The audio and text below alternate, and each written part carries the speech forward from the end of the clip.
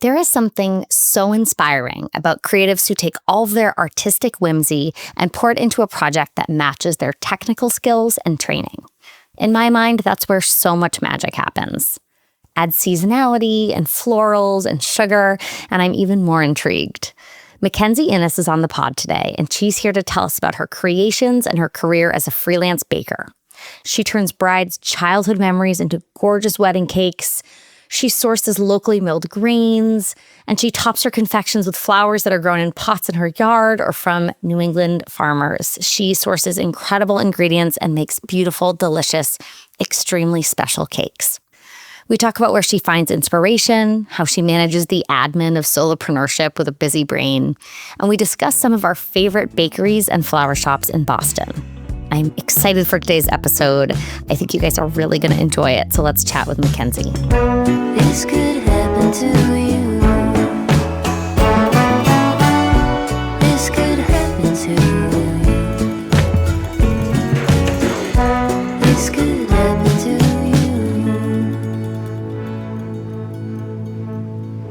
you. Mackenzie Innis, welcome to Not From Concentrate. Hi, Catherine. Thanks for having me. Mackenzie, I'm so excited that you're here. We just discovered that we're neighbors, which is wild that we didn't know that. But I have been admiring your cakes on Instagram under your Ceres handle. And I would love to start by hearing a little bit about how you came up with this project and how you went from, as you say, being in the basement of fine dining restaurants to freelancing as a baker and making these beautiful cakes. I mean, it's a tale as old as time, right? We spend so much of our time as a culinary professional or an artist of any way working under the helm and guise of somebody else, and we're dreaming of what's to come for our future. What are we going to do with all of this wonderful knowledge that we're absorbing in these fabulous spaces? And so, yes, I was in a basement and in Providence working at a fine dining restaurant, and I had a little notebook that I wrote Ceres in, and like who she was and what that meant to me. And that dream began in 2018. And I worked in fine dining restaurants for a long time and was just tired of not engaging with the people that were experiencing this like wonderfully crafted food that we were making. So I moved up to Boston 2 years later and jump-started slowly into the process of getting to know people here and building a community where I can then branch out and do my own thing. So let's start off by talking about Ceres and who she is, this goddess, for anyone who might not be familiar. Ceres is a Roman goddess, and she is essentially the Roman counterpart of Demeter. So most people are familiar with Greek mythology. She is the mythological deity for harvesting and grain and supple soil and feeding her community. And what does Ceres mean to you, and how did that sort of influence your approach to this project you're working on now? My mother is incredibly Italian. So I had a very Italian upbringing, like Sunday dinners, dinner on the table every day. So in the kitchen, it smelled incredible in my house growing up. So that heritage always spoke to me. And this, like the ideology of having a greater being look over our crops and making sure that we have the appropriate amount of rain and making sure that there is like a celebration at the end of harvest season where the townspeople get to just enjoy the earth's bounty always spoke to me. Mostly because the work that I do is very focused on seasonality and supporting small farmers, and like our agriculture is incredible in New England. So I have so much at my fingertips. So it just kind of made sense. When it clicked, I was like, I don't need to think about it anymore. This is a person or, an entity that represents so much that I care about and my driving passion for creating beautiful things. And your cakes are so incredibly beautiful, and your flavor combinations, unbelievable. I was just kind of scrolling through your Instagram today. Can you speak a little bit to how you come up with these flavor combinations, how you construct your cakes, and explain them a little, because they are quite different than I think what most people are, encountering when they might walk into a local bakery. Oh, thank you so much. That's very sweet. I've crafted myself like a little diary of flavor combinations, things that I've never tasted before, or things that I have tasted before and would like to experience that alongside something else. So mostly what I make, it's something that I want to eat. I also have on my website an order form that entices people, potential clients, future clients, to share some memories with me, share some food memories, things that make them feel a sense of joy or peace or what have you. And it often I've found that people will pour something so tender and so intimate into this form that I then get to weave these memories into what I craft for them. So let's say, for instance, somebody says, I grew up in New England and clam bakes on the summer, like hot summer days, sticky after being in the beach with my family all day, is like a profoundly important memory for me. It's like highly resonant. And I'll be like, okay, some savory notes can go in there, some like squeezes of lemon, something salty, olive oil, like Mediterranean flavors. And then I will craft maybe, or like, send 3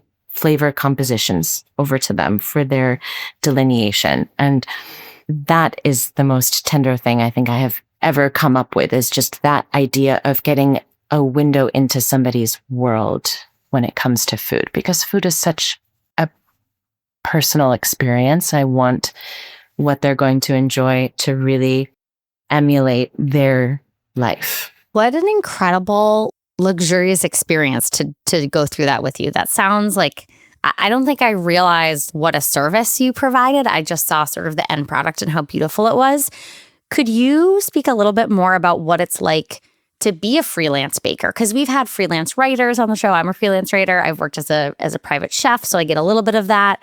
But we've never had a freelance baker. And I think there are so many home bakers who probably dream about something like this. But I'd love to dig into a little bit of kind of the nuts and bolts of how you went about turning that into a business and what the day-to-day is like. Well, the day-to-day is mostly emails and admin work. There's so much of that goes into the final product. And when I'm in the kitchen, that's when I'm really singing as like a creative person. The business element came from, I have a friend who opened a cafe and they said to me, "You're so talented. Would you like to sell some pastries here?" And I said, "Oh, okay, I would love to." And that's where it really kickstarted the idea of I should be more serious about this business. I should be more serious about myself and the way I want to weave my work into the community here and the way I want to showcase my work and be really responsible in that. Yeah, the business part was the trickiest element of it. Of course, the baking comes so naturally to me, but the bookkeeping and the handling of all of the numbers, that comes not so easily to me. So I've been able to talk to a lot of small business owners here. The community in Boston is so tight-knit and so supportive. It really blows me away, especially the wedding circuit. Florists and photographers, everyone is so happy to share their experience and share their processes, and to the bank that they use, to their bookkeeper, to what have you. And so really just reaching out to people and saying, I want to get started in this. How can I do it? What have you done? And they share this like wealth of knowledge that they've been able to obtain through their experience. And that has been an incredible help, because similarly to you, I do have a busy brain. I have ADHD. And so starting a business with no experience in the business world was a tricky feat, but having a group of wonderful people around me has really made that process so much easier. Yeah. Having that connection or body doubling, just knowing that there's sort of other people in the trenches, I think can be so helpful. As a creative, as somebody with a busy brain, and as an entrepreneur, how do you find time to make sure you're tapping into all those important pieces and keep that sort of creative well full while taking care of business? I'm curious of your approach. That's a really great question. I give a lot of that credit to the people that I'm working with. Because I'm working with people who are planning incredible events for themselves, life-changing celebrations, whether it be a graduation or a wedding. And the trenches of the administrative work, the bookkeeping, I'm like, okay, we're going to get through this, because at the end of this process, I get to be a part of somebody's like joyful, like overflowing with joy life experience. And so even just hearing the excitement in the voice of the person that I'm on the phone with, planning their wedding cake, or while we're doing the wedding cake tasting, I am the most organized in my Google Calendar. Everything is color coded. I have as much automation as I possibly can when it comes to invoicing. The bank that I use like separates all of the numbers for me, taxes and things, because otherwise I'm like, I have no clue. No clue.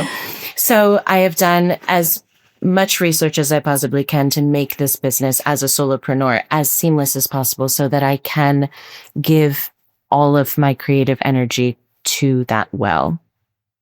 So if I had to do all of it on my own, I would be coming to the creative part a little recessed.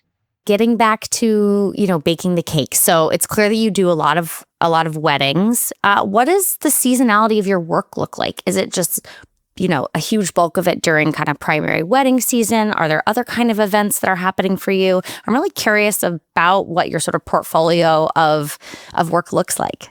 Absolutely. Yeah. So spring, summer, and fall are high peak busy time for me. I'm mostly booked into September, which I am so grateful for. It's incredible. And then the winter doldrums come around. We have December and January, February, where people aren't doing much of celebrating wedding-wise. But luckily, I have a really tight-knit community here where they're like, oh, we have a birthday, or it's a Tuesday. Let's call Mackenzie and see if she can make us a cake.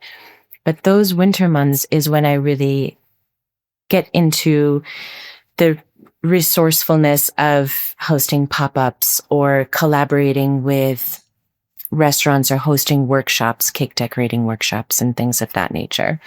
So that is when I really get back into the community aspect of it, because during the spring, summer, and fall months, it is mostly just my head down focused, and I'm not able to really open my wingspan and be a part of the community here, which is really how I got to where I am, is being embedded in the community. So I love the spring, summer, fall months because I'm able to pick so many berries and preserve them for those, slower times, so we can bring some of that sunshine in. But my portfolio is heavily laden with work now into maybe mid-October, November. And then, like I mentioned, I try to host as many workshops or private lessons that I can during the slower times. As we're coming into wedding season, I'm sure there's some people listening who are either planning a wedding themselves or they're involved in some sort of big celebration.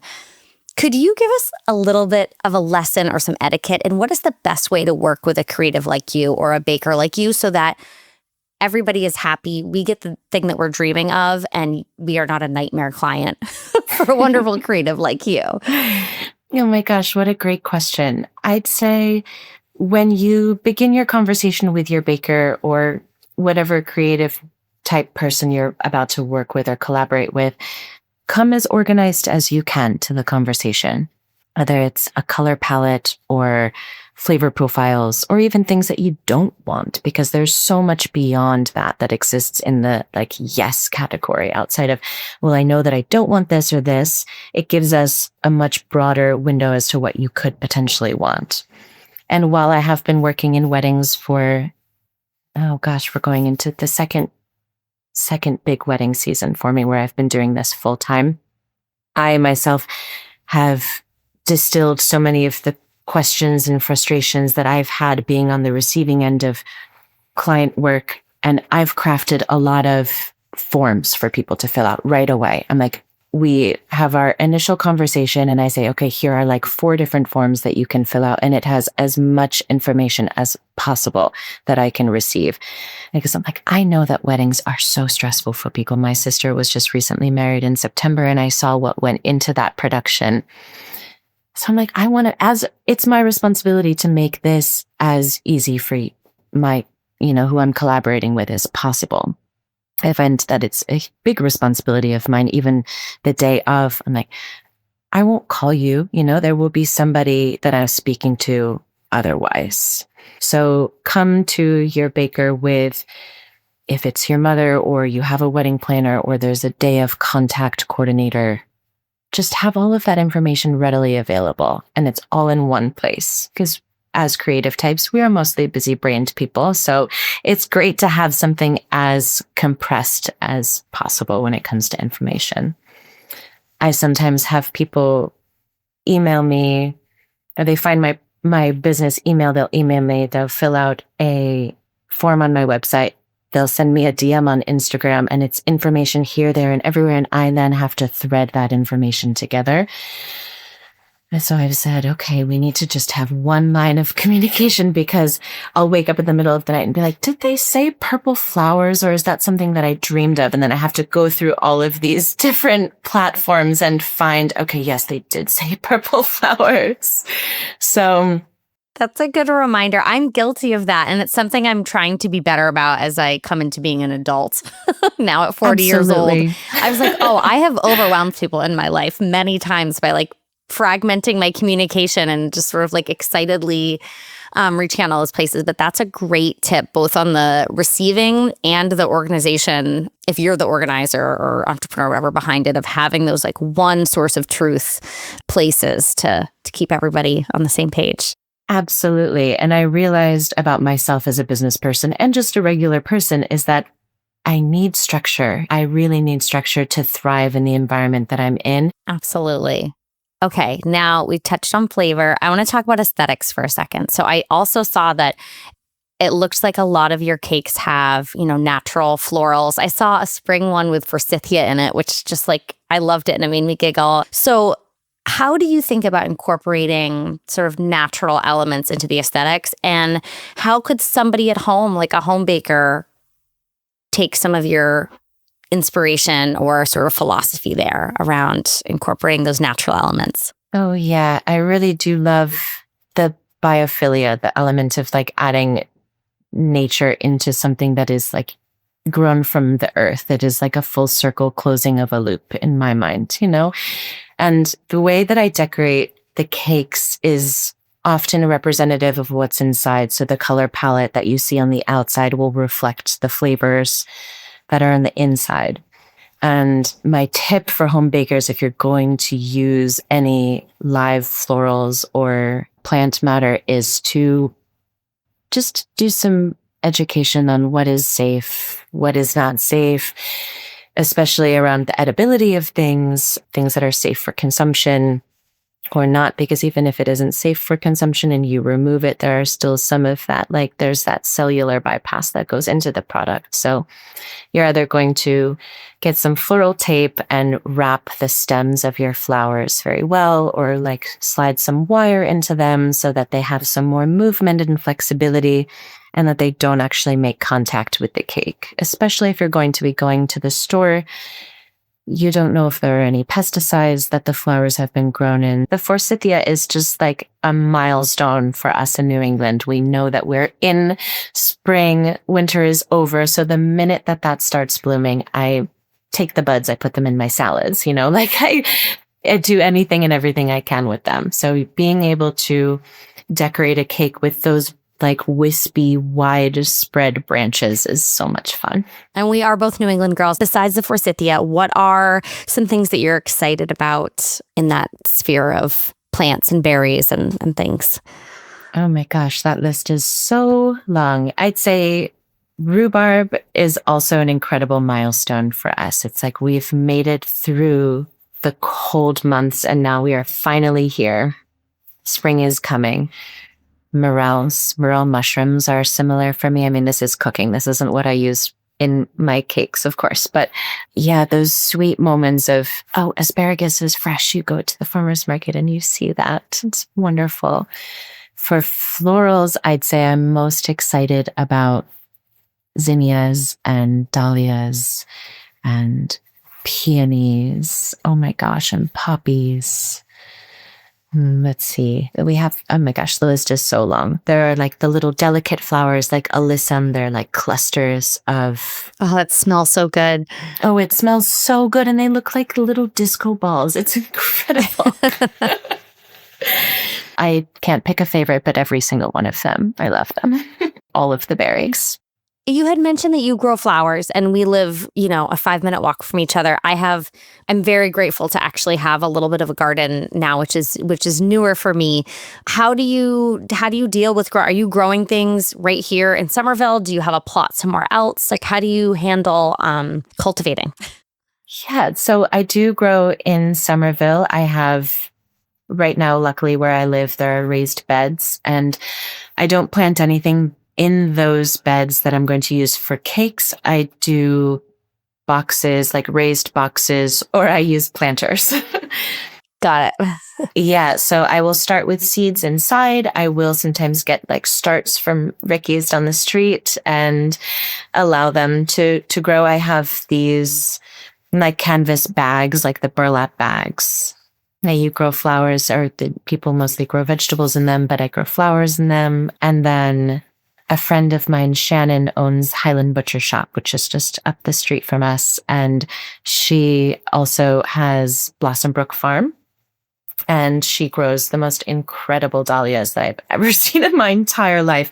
So I'll just like walk up the hill and go see Shannon and like come back home with my like arms full of beautiful goods from the butcher shop. And also, wait, does she sell dahlias at the shop? Yes, she does. Oh my gosh.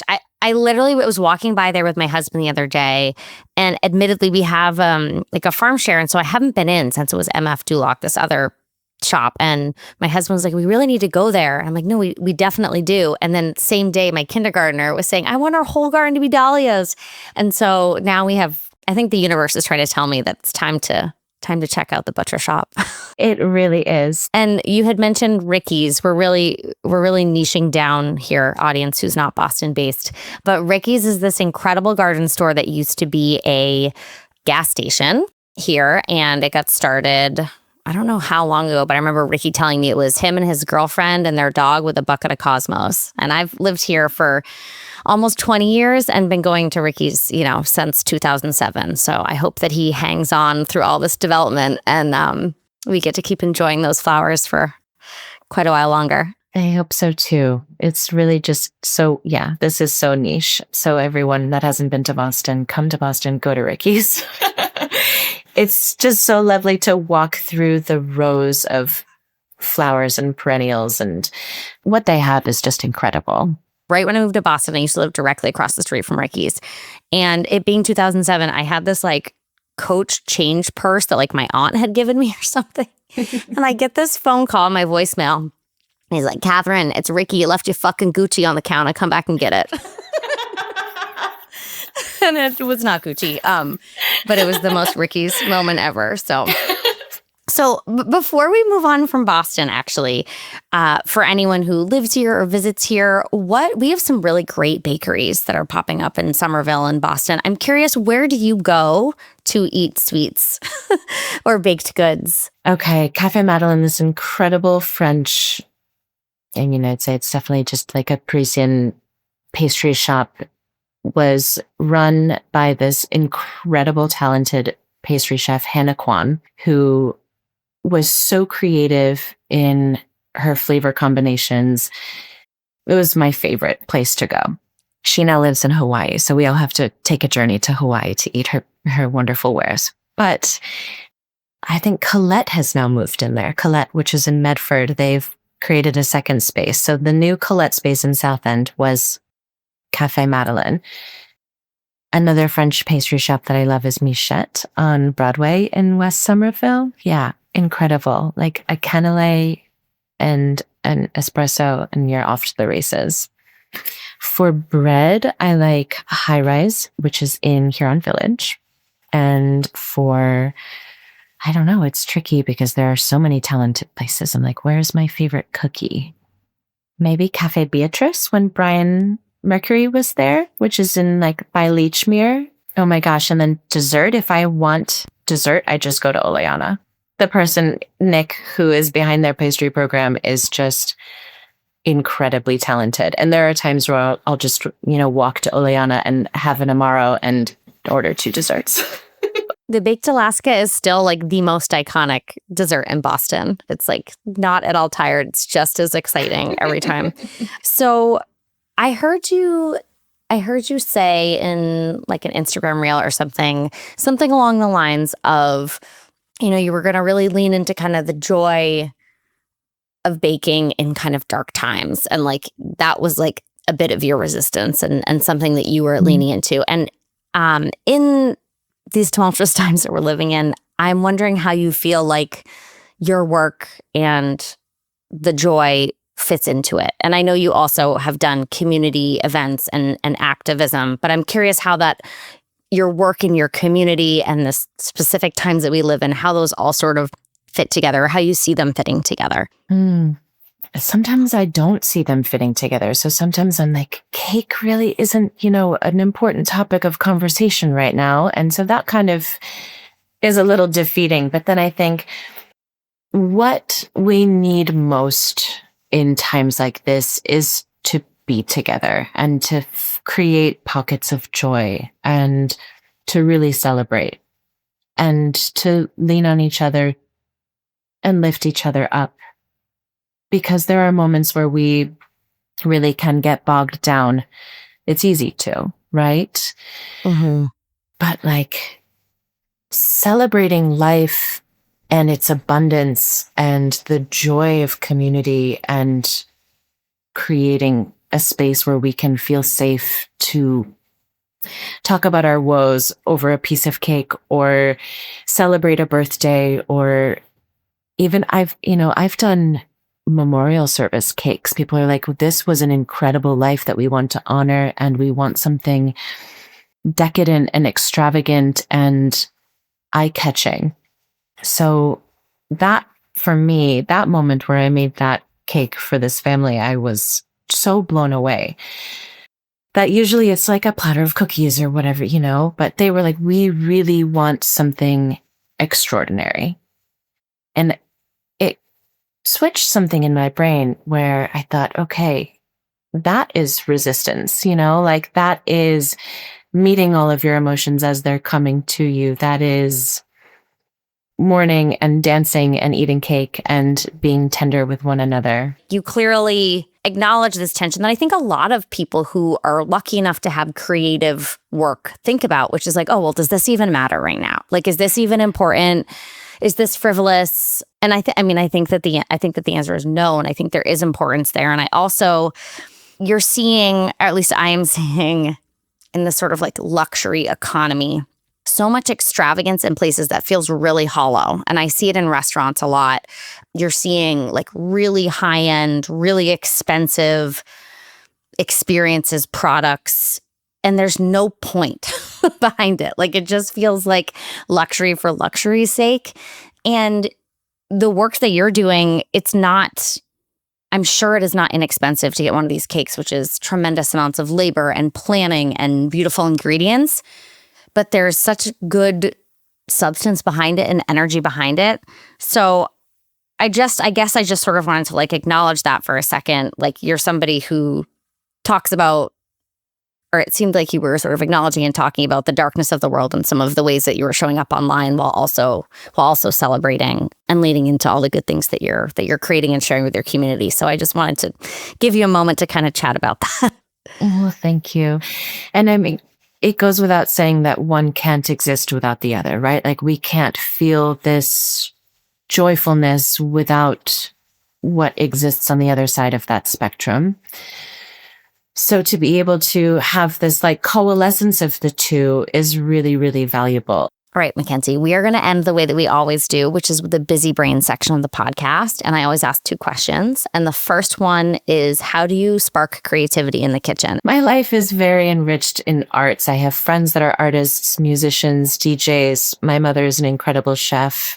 I've been surrounded by chefs for most of my adult life, and I draw so much inspiration from other people's stories. And what's so wonderful about an artistic eye is that it's a compilation of so much of what we see in the world and the conversations that we've had or food that we've eaten, and it's a memory stored.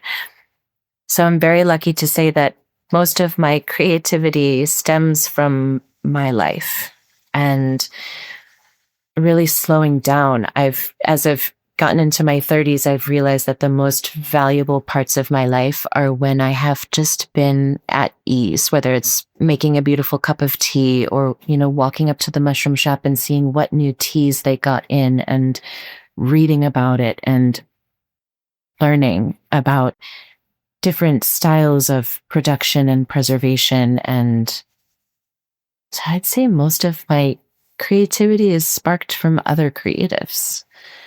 And then I kind of make that my own. Yeah, it sounds like making time for that. Like that's something I've been thinking about a lot lately is I've just been like, go, go, go. And I've been really lucky to get to take on a bunch of creative projects that quite frankly, I wanted to for decades. But I realized I've been so gung-ho on getting them done and doing a good job and meeting my deadlines that I was like, oh, I have to prioritize. It's so like cliche, but I have to prioritize being able to take all that beauty in. Otherwise, there is nothing. The well runs dry. Mm-hmm. Yeah, being able to slow down through this. Because like Boston specifically is a very like go, go, go city.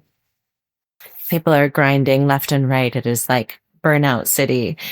Being able to really just enjoy yourself and enjoy the creatives around you is almost a luxury in and of itself, but is the only way that we can really keep our creative juices flowing. So I'm glad that you've been able to slow down yourself and enjoy the bounty that we have. I don't know that I've here. done it yet, but I've admitting you have a problem is the first step. Yeah.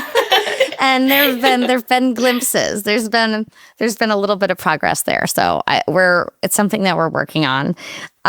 Okay, and Mackenzie, the second part of that question is how do you calm the chaos in the kitchen? And it can be mental chaos, physical chaos, a combination of both.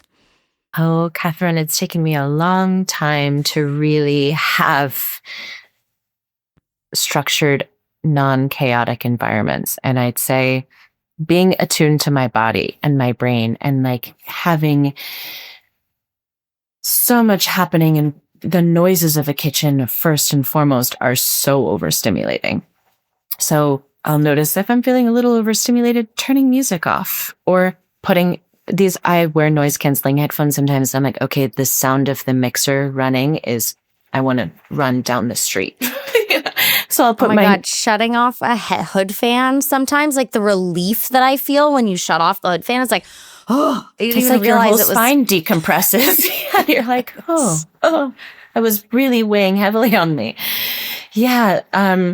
Something that I love, taking a moment, busy brain time, I set reminders on my phone to drink water and take a snack. And so I'm like, oh, my phone's going off. I should take a walk around the block and drink some water or do some stretching, or really just listening to my body and trying to have the brain and the body be one homogeneous thing. It's taken me a long time to do that, but making tea, like temperature helps a lot. Wrapping my hands around a warm cup of tea will help slow me down and be present. And because I've been doing what I do for so long that some of it does just feel automated, and I can do it, with my eyes closed.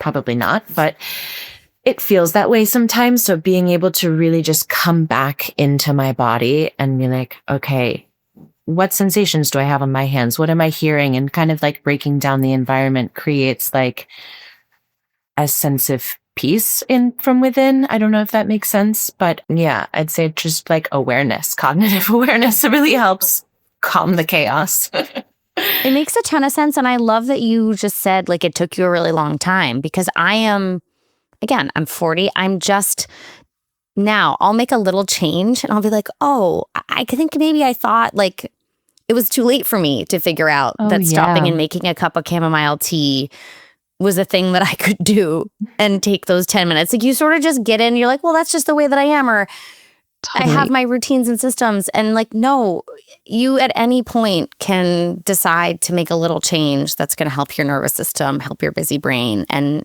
try it on for size and see if it helps. And oftentimes it really does. Oh, big time. And I use that language, internally that you were just saying is like, oh, but this is just kind of how I am, or this is the routine, or this is the structure, and this is what we're used to. And why stop for a second and like do a handstand or do something that like helps reconstruct your perspective? Because it's necessary. Sink your teeth into something and like really think about what it is you're enjoying, and that will calm the chaos so much. Absolutely. We're going to end it there because that was so perfect. And Mackenzie, we're going to have to meet up for a sweet treat or a cup of tea or something, knowing how close we are physically now. So close. This is amazing. Big thanks to Kevin, our editor, for introducing us. Yeah, I really appreciated that. Mackenzie, thank you so much for sharing your time and your creativity and your beautiful voice. If you aren't doing lots of podcasts, which I don't think you are because I was trying to stalk you doing my research and there wasn't a lot, you need to get on that because you have a lovely, calming voice. So, thank you so much. Best of luck with this wild wedding season. I hope it is so fun. And where can we all find you and follow along with your work? I am I post most of my work and my to-dos on Instagram. And a friend of mine, Spencer, owns the neighborhood wine shop, a natural wine shop in the South End. And he posts a newsletter. And he like talks about me on his newsletter from time to time. So I feel really appreciative of that. It's on Substack called Stay Hydrate. Mackenzie, thank you so much for coming on the show today. Now that I know we're neighbors, I can't wait to meet in real life and, of course, find an occasion to order one of your incredible cakes. Thanks, Catherine. It's been a pleasure. Take care.